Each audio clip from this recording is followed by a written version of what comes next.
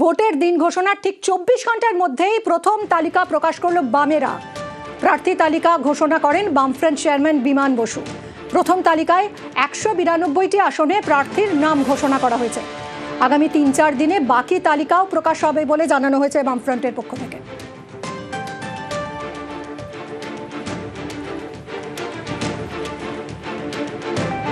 যাদবপুর থেকে প্রার্থী করা হয়েছে বিকাশ রঞ্জন ভট্টাচার্যকে। উত্তরপাড়া থেকে মীনাক্ষী মুখোপাধ্যায়, দমদম উত্তর দীপশিতা ধর এবং রাজারহাট নিউটাউন থেকে বামেরা প্রার্থী করেছে সপ্তর্ষি দেবকে।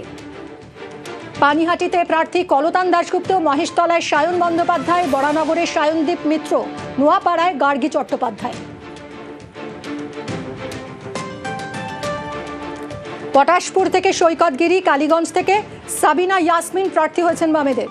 বামেদের প্রথম প্রার্থী তালিকা প্রকাশ এবং প্রথম তালিকায় উল্লেখযোগ্যভাবে 28 জন মহিলা প্রার্থীর নাম রয়েছে।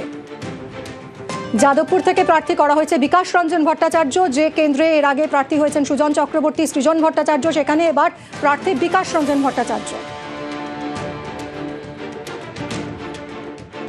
বামপন্থার পুনরুত্থানের যে প্রশ্ন, তাকে সামনে রেখে বামপন্থী শক্তিকে জোরদার করার লক্ষ্যে পথ চলা।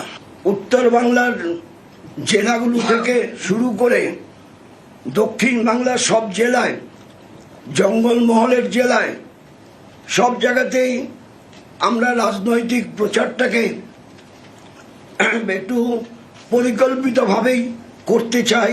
আমাদের এই প্রচারের ধাঁচাটা একটু ভিন্ন প্রকৃতির হবে।